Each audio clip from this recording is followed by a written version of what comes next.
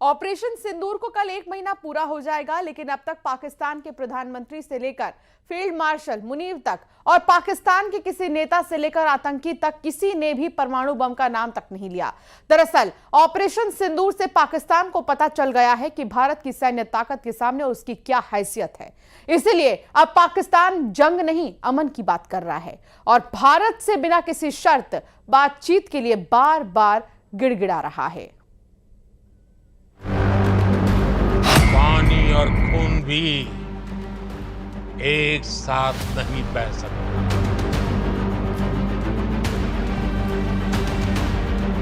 He is a man for promoting peace and beneficial business deals. He is a man who is against escalation. सुख चैन की जिंदगी जियो, रोटी खाओ, वरना मेरी गोली तो है ही।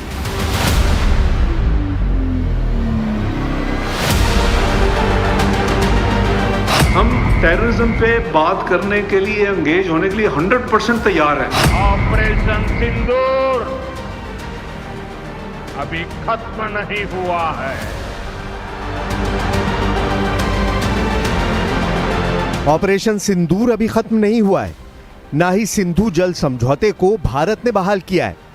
भारत ने भी साफ कर दिया है कि ट्रेड और टेरर एक साथ नहीं चल सकते, यानी कि भारत ने पाकिस्तान को बर्बाद करने के सारे इंतजाम कर दिए। इसीलिए पाकिस्तान अब घुटनों पर आ गया है। ऑपरेशन सिंदूर के दौरान सीज फायर चिल्लाने वाला पाकिस्तान शांति शांति चिल्ला रहा है और भारत से बिना शर्त बातचीत के लिए गिड़गिड़ा रहा है।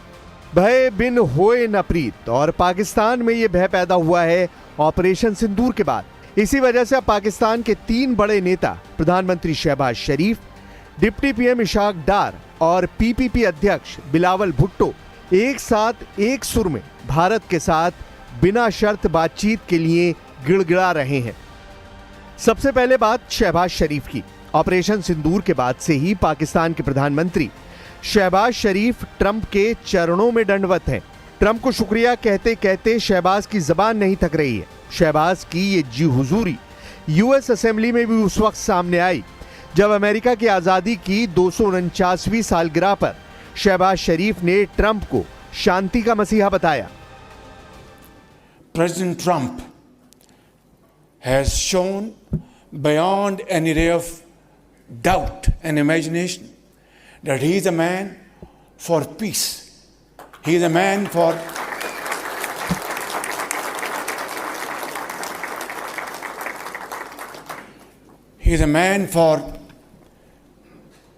promoting peace and beneficial business deals. He is a man who is against escalation. He is a man who is against cold war and hot war. Pakistan के डिप्टी पीएम और विदेश मंत्री इसाक डार ने सीधे सीधे कह डाला कि उन्हें भारत के बस एक इशारे का इंतजार है। भारत जब भी कहेगा पाकिस्तान बिना किसी शर्त के बातचीत करने के लिए तैयार है। दरअसल भारत कह चुका है कि पाकिस्तान से जब भी बात होगी आतंकवाद के मुद्दे पर होगी और पीओके की वापसी पर होगी। इसके अलावा किसी तीसरे मुद्दे पर बातचीत की कोई गुंजाइश नहीं है। लिहाजा बर्बादी के कगार पर खड़े पाकिस्तान को भारत की दोनों शर्तें मंजूर हैं, लेकिन उसकी गुजारिश है कि पानी और व्यापार पर भी भारत के साथ विस्तार से बातचीत हो। हम टेररिज्म पे बात करने के लिए, एंगेज होने के लिए 100% तैयार हैं। लेकिन देयर इज अ डिफरेंस। एक है कि स्टेट स्पॉन्सर टेररिज्म, जो हमारे नज़दीक, हमारे पास काफ़ी शवाहिद हैं कि वहाँ की एजेंसीज इन्वॉल्व हैं।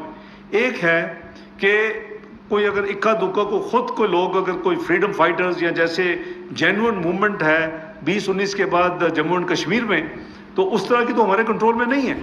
वहीं बिलावल भुट्टो को तो अमेरिका पहुंचते ही अंतर्राष्ट्रीय कूटनीति में भारत के मुकाबले पाकिस्तान की हैसियत का अंदाजा हो गया था। लिहाजा बिलावल ने न्यूयॉर्क से ही अमन, शांति और भाईचारे की माला जपनी शुरू कर दी थी। ऑपरेशन सिंदूर के पहले और ऑपरेशन सिंदूर के बाद बिलावल भुट्टो की बॉडी लैंग्वेज और उनकी बोली कैसे बदल गई है, यह आप दोनों बयान सुनकर समझ सकते हैं। खून बहाने की धमकी देने वाला बिलावल अब अमन का पैगाम बांट रहा है कि सिंधु हमारा है और सिंधु हमारा रहेगा। या इस दरिया से हमारा पानी बहेगा या उनका खून बहेगा। अमन का पैगाम है, हम अमन चाहते हैं मगर इज्जत और बराबरी के साथ। लगता है पाकिस्तान के सभी नेताओं के दिमाग में भारतीय एयरफोर्स के डीजीएओ अवधेश कुमार भारती की वो चेतावनी अभी तक गूंज रही है जो उन्होंने ऑपरेशन सिंदूर के बाद दी थी। विनय न माने जल ही जड़, भय 3 दिन बीत, बोले राम सकोप तब, भय बिन होए न प्रीत। तो समझदार के लिए इशारा ही काफी।